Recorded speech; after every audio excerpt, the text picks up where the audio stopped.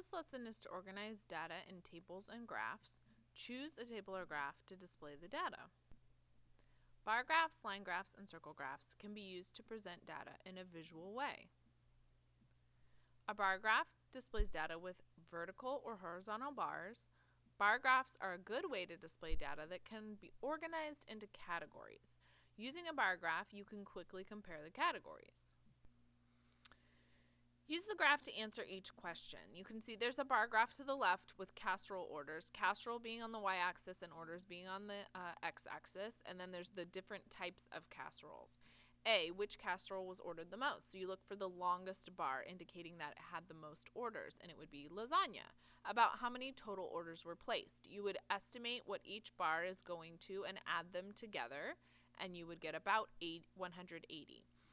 C, about how many more tuna noodle casseroles were ordered than King Ranch casseroles. So you have to look at how much tuna noodle was ordered, how much King casserole, and you would subtract King from tuna noodle and see how much more tuna noodle was ordered, and it'd be about 10. About what percent of the total orders were for baked ziti? You have to look and estimate about how many orders for baked ziti, and you have to find what percent of the total orders, which was about 180, would that be, and it would be about 10%. Use the graph to answer each question. This one's for you to try on your own, and then you can check back for your answer. So A says which ingredient contains the least amount of fat. So you're looking for the shortest bar, which would be bread. And then B says which ingredients contain at least 8 grams of fat. So you're looking for any ingredients, look at the 8 and go up and see which bars that it would hit at 8. And that would be cheese and mayonnaise, which are the 2 longest bars. A double bar graph can be used to compare 2 sets of data. A double bar graph has a key to distinguish between the 2 sets of data. Use the graph to answer each question. You can see the graph is a customer satisfaction with competing SUVs. So you can see there's a red bar indicating SUV X and a blue bar indicating SUV Y. And then they have different rating categories: safety, price, cargo, comfort, and mileage. And depending on the survey, how it scored. So A says which feature received the same satisfaction rating for each SUV. So you're looking for where the bars would be equal to one another, and you see that they are the same in the cargo category. And then B says which SUV received a better rating for mileage. So you're going to have to look and see in the mileage category which bar was higher. And it's the SUV Y, or the blue bar. Use the graph to determine which years had the same average basketball attendance. What was the average attendance for those years? This one's for you to try on your own, and then you can check back for your answer.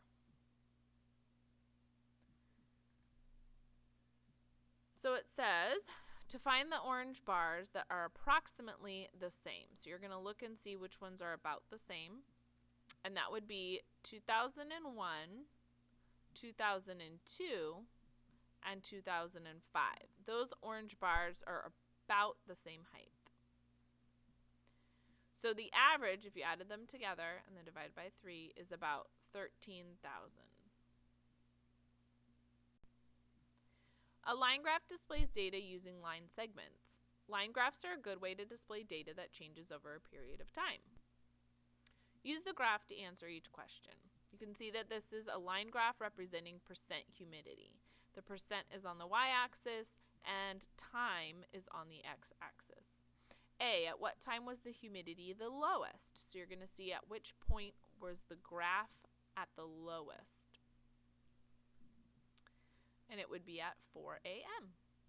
During which 4-hour time period did the humidity increase the most? So you're looking for where it went up at the highest slope or angle. So you want to know between each 2 dots, which one had the steepest increase. And that would be from 12 to 4. Use the graph to estimate the difference in temperature between 4 a.m. and noon. This one's for you to try on your own, and then you can check back for your answer. So you're going to compare the temperatures at the 2 times. You're going to look, and at noon it's about 80 degrees, and at 4 a.m. it was about 62 degrees. So you want to take the difference between the two, and so it was about an 18-degree difference. A double-lined graph can be used to compare how two related data sets change over time. A double-line graph has a key to distinguish between the two sets of data. Use the graph to answer each question. You can see this is a graph based off of prices for regular gasoline. There's station A with the red line and station B with the blue line. The cost is the y-axis, and then the months, January, February, March, April, May, June, July, August, September, October, November, December. They're just represented by a letter for the month, the first month, but they go in order.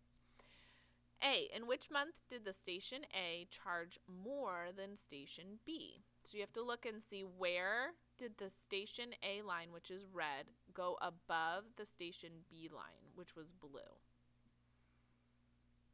And that would be in May. B, during which months did the station charge the same for gasoline? So you have to look and see where the diamond and the circle point are at the same point for each month. And that was April and in July. Use the graph to describe the general trend of data. This one's for you to try on your own, and then you can check back for your answer. So this graph was airfare between two cities. The price was the y-axis, and then there were months for the x-axis. Airline A was a blue line, and airline B was the purple line.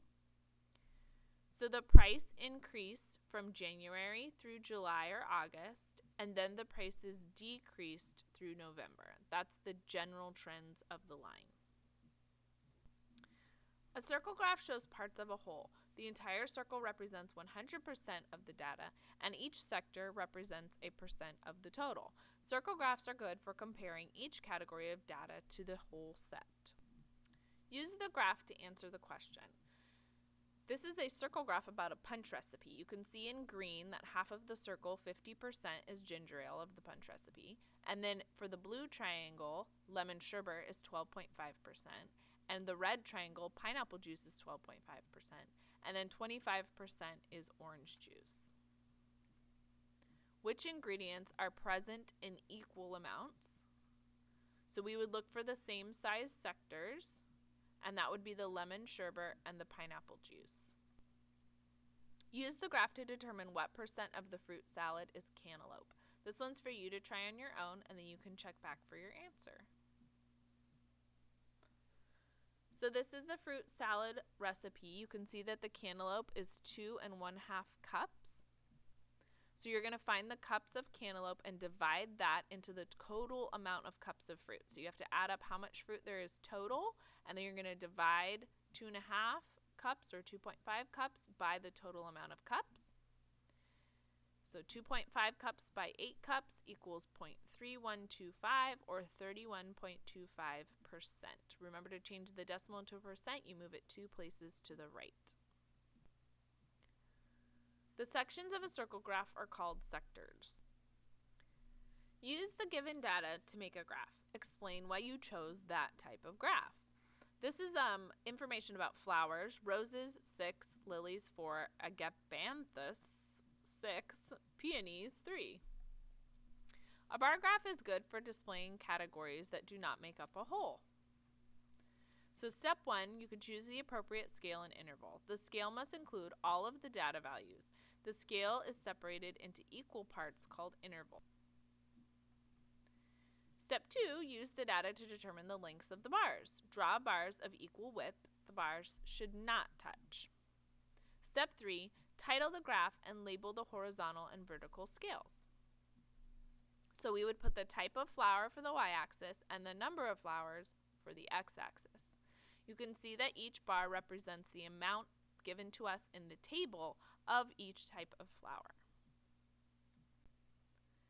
Use the given data to make a graph. Explain why you chose that type of graph. This is degrees held by faculty members. So the degrees held for PhDs, masters, or bachelors, and then the number that goes with each category. A circle graph is good for displaying categories that make up a whole. Step 1, calculate the percent of the total represented by each category. So a bachelor's degree was 31 out of 61 total, which is 0.51 or 51%. Master's degree was 24 out of 61 degrees, and that's 0.39, which is 39%. And a PhD was 6 out of 61, and that's 0.10 or 10%. Find the angle measure of each sector of the graph. Since there are 360 degrees in a circle, multiply each percent by 360 degrees. So for PhDs, which was 10% or 0.10 times 360, we get 36 degrees. For the master's degree, which was 0.39 or 39% times 360 degrees, is 140.4 degrees. And for the bachelor's, which was 0.51 or 51% times 360 degrees, is 183.6 degrees. Use a compass to draw a circle. Mark the center and use the straight edge to draw one radius. Then use a protractor to draw each central angle. Title the graph and label each sector.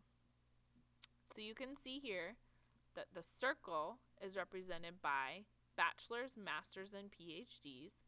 Bachelor's would have the most masters, and then PhD is the smallest sector. Use the given data to make a graph. Explain why you chose that type of graph. This is about county farms, the year, and how many farms there were in that year. A line graph is appropriate for this data because it will show a change over time. Step 1, determine the scale and interval for each set of data. Time should be plotted on the horizontal axis because it's independent. That's the x-axis. Step 2, plot a point for each pair of values. Connect the points using line segments. And step 3, title the graph and label the horizontal and vertical scales. So the number of farms went by 50s, and that's on the y-axis, and the time, which is independent, is the years, and that's on the x-axis. So you can see that each line was plotted with a point and then connected with a line segment. Use the given data to make a graph. Explain why you chose that type of graph. The data below shows how Vera spends her time during a typical 5-day week during the school year. This one's for you to try on your own, and then you can check back for your answer. So the graph is showing her activities: sleeping, eating, school, sports, homework, and other, and the hours she spends doing those different activities. A circle graph is good for displaying categories that make up a whole. So calculate the percent total represented by each category. Sleeping was 45 hours divided by 120 total hours, which is 37.5%. Eating was 8 divided by 120, and that's 6.7%. School was 30 divided by 120, and that's 25%. Sports is 10 divided by 120, and that's 8.3%. Homework is 10 divided by 120, and that's 8.3%. And other is 17 divided by 120, which is 14.2%. Step 2, find the angle measure for each sector of the graph. Since there are 360 degrees in a circle, you're going to multiply each percent by 360 degrees. So sleeping was 0.375 times 360, which is 135 degrees. Eating was 0.067 times 360 degrees, which is 24.12 degrees. School was 0.25 times 360, which is 90 degrees. Sports, 0.083 times 360, which is 29.88. Homework, which was also 0.083 times 360, 29.88 degrees. And then other was 0.142 times 360, which was 51.12 degrees. Use a compass to draw a circle, mark the center, and use a straight edge to draw one radius. Then use a protractor to draw each angle. If you do not have a protractor at home or a compass, then you need to do a very good job of trying to estimate what the size would be for those different degrees. So the graph on the right would represent the total amount, and then you would see that each section is labeled and sized according to the amount of hours that would be for each activity. Step 4, title the graph and label each sector.